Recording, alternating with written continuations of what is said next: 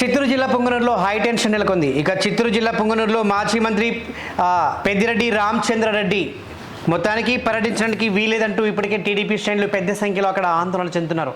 Already ధర్నా కూడా నెలకొన్నారని చెప్పాలి. మొత్తానికి చిత్తూరు జిల్లాలో ప్రస్తుతానికి హై టెన్షన్ నెలకొందని చెప్పాలి.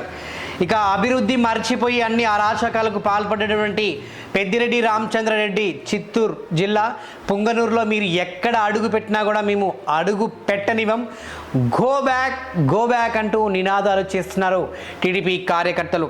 ఇక ఇప్పటికే పుంగనూరులో మేము అడుగు పెట్టనివ్వం అంటూ కూడా వాళ్ళు సవాళ్ళు విసురుతున్నాడు. ఇక మొత్తానికి ఎమ్మెల్యే పదవికి రాజీనామా చేయాలంటూ ఇప్పటికే టీడీపీ శ్రేణులు అక్కడ నిరసనలు కూడా చేస్తున్నారు.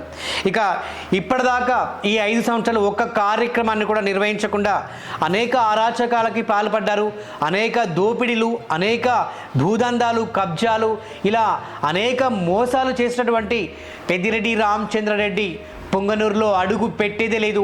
మీరు 6,000 మెజారిటీతో ఈ యొక్క 2024 అసెంబ్లీ ఎన్నికల్లో గెలిచినప్పటికీ కూడా మీరు ఈ యొక్క నియోజకవర్గానికి అనర్హులని చెప్పేసి కూడా టీడీపీ శ్రేణులు పెద్ద సంఖ్యలో వారికి నిరసనలు తెలుపుతున్నారు. ఏది ఏమైనప్పటికీ కూడా చిత్తూరులో ప్రస్తుతానికి ఒక ఉద్రిక్తత నెలకొందనే చెప్పాలి. గతంలో కూడా పెద్దిరెడ్డి రామచంద్రారెడ్డి చేసినటువంటి అరాచకాలు ఏది కూడా బయటికి రానియకుండా టీడీపీ ప్రభుత్వం ఇది చేసినా కూడా ఒక అధికార పార్టీని అడ్డుపెట్టుకుని జగన్మోహన్ రెడ్డి సపోర్ట్ తీసుకొని పెద్దిరెడ్డి రామచంద్రారెడ్డి అనేక అరాచకాలు ఆయన అనుచరులతోటి చేసినటువంటి ఏదైతే భూ కబ్జాలు కానివ్వండి, భూదందాలు కానివ్వండి, ఇవన్నీ కూడా దృష్టిలో ఉంచుకునే ఈసారి పుంగనూరు ప్రజలు కానివ్వండి, టీడీపీ అనుచరులు, టీడీపీ కార్యకర్తలు కానివ్వండి, అందరూ కూడా అక్కడికి నిరసన దిగారు. ఏది ఏమైనప్పుడు కూడా ధర్నాలు మొదలుపెట్టారు. పుంగనూరులో పెద్దిరెడ్డి రామచంద్రారెడ్డి అసలు అడుగు పెట్టేది లేదు. ఒకవేళ అడుగు పెడితే ఇక్కడ ఎలాంటి అరాచకాలు చూస్తారో ఇప్పుడు మీకు తెలుస్తుంది. అసలు పుంగనూరు అంటే ఏంటో మీకు చూపిస్తామని చెప్పేసి కూడా ఇక్కడ కార్యకర్తలు కూడా నిరసనలకు దిగి వాళ్ళు సవాళ్ళు విసురుతున్నటువంటి దృశ్యాలు మనం చూస్తున్నాము. ప్రస్తుతానికి సోషల్ మీడియాలో మాత్రం ఆయనకు వినిపించేలా గట్టిగానే ఆయనకు హెచ్చరికలు కూడా జారీ చేస్తున్నటువంటి దృశ్యాలు కూడా మనం చూస్తున్నాము. ఏది ఏమైనప్పుడు కూడా ఇప్పుడు ప్రభుత్వాన్ని ఏర్పడింది. అదేవిధంగా కొత్త ప్రభుత్వానికి శ్రీకారం చుట్టబోతున్నారు చంద్రబాబు నాయుడు, అటు జనసేన అధినేత పవన్ కళ్యాణ్ గారు.